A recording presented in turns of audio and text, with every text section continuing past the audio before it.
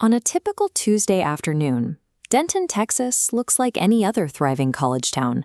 Students shuffle between classes, coffee shops buzz with midterm anxiety, and the downtown square hums with local commerce. It feels safe, familiar, and entirely predictable.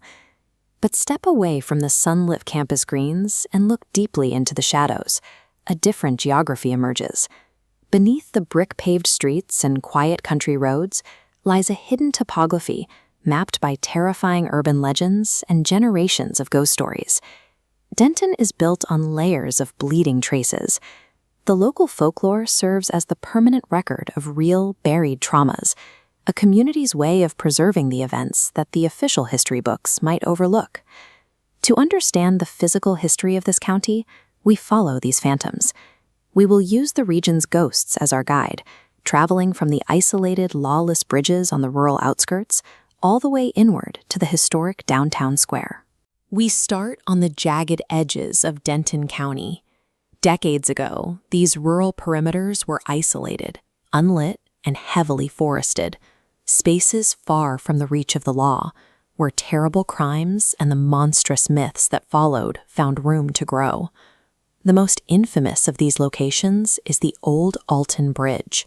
For over half a century, locals have warned that crossing these wooden planks at night without headlights invites a confrontation with a demonic half-man, half-goat creature known as the Goatman. The reality behind the myth traces to August of 1938. Oscar Washburn was a successful black goat farmer whose business prospered near the bridge until he was targeted by the local Ku Klux Klan. The mob kidnapped Washburn and attempted to lynch him from the bridge's iron frame, but they found the noose empty when they looked over the side. In their panic, the Klansmen burned Washburn's homestead with his family still inside.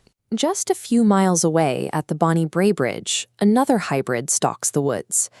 In the 1950s, teenagers who drove out to these secluded spots to park their cars would return terrified, claiming a grotesque, grunting pigman hurled rocks at their windshields. While it sounds like a classic cautionary tale for teenagers, the lore echoes a violent reality from the 1970s. The Cowboy Mafia drug smuggling ring operated on local ranches, and oral histories claimed they caught an informant near the bridge and carved a Glasgow smile into his face. Disfigured and outcast, this man reportedly retreated to the woods, becoming the frightening figure teenagers claimed to see. These rural bridge cryptids manifest the region's historical anxieties.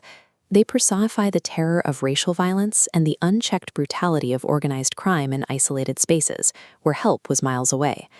Moving inward from the rural limits to the city limits, the tone shifts. On Denton's university campuses, the feral monsters of the woods are replaced by quieter, deeply personal Gothic tragedies. In the mid-20th century, the University of North Texas enforced strict social codes. Bruce Hall, the oldest dormitory on campus, operated as a rigid environment where appearances and reputation dictated a student's entire future. It is here that students report encountering Wanda.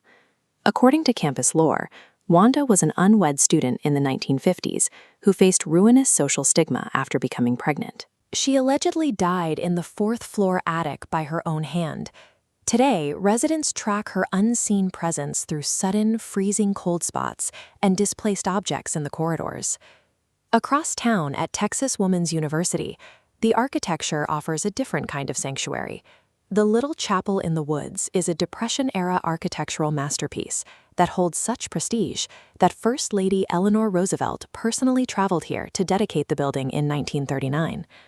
The chapel is home to the Hooded Bride. Legend states she was a young woman abandoned at the altar during the 1950s, who fell to her death from the chapel's second-floor balcony.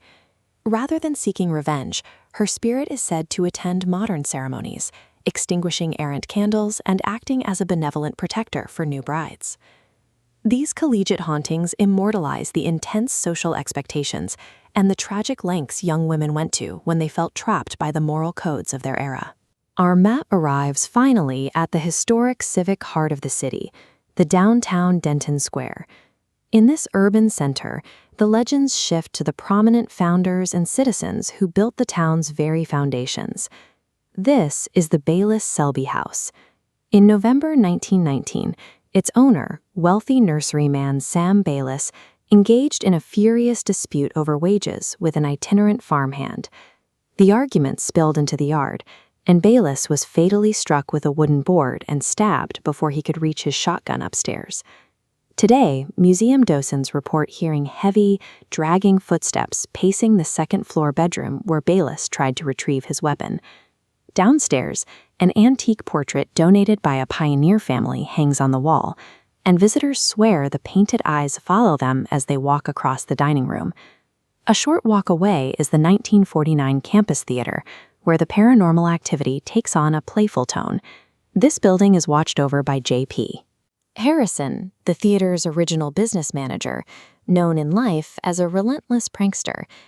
Harrison's posthumous routine involves hiding essential stage props, locking office doors, and flickering the stage lights during late-night rehearsals. The local theater community embraces the activity. A prank from Mr. Harrison on opening night is considered the ultimate guarantee of a successful production. In the downtown square, hauntings represent the intimate, day-to-day personalities of the citizens who established the city, preserving their presence long after their official business ended. If we zoom out and view Denton County in its entirety, the map connects. The feral woods, the manicured college lawns, and the bustling civic square all share a single invisible network. We see victims of racial violence, students broken by social isolation, and businessmen struck down over a few dollars. Together, these accounts form a surprisingly accurate record of the region's hardest truths.